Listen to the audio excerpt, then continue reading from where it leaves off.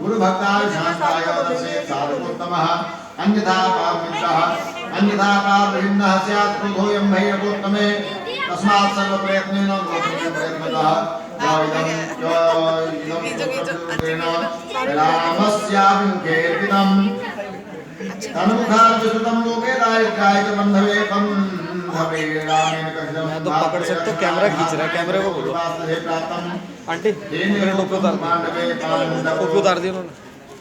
पांडवों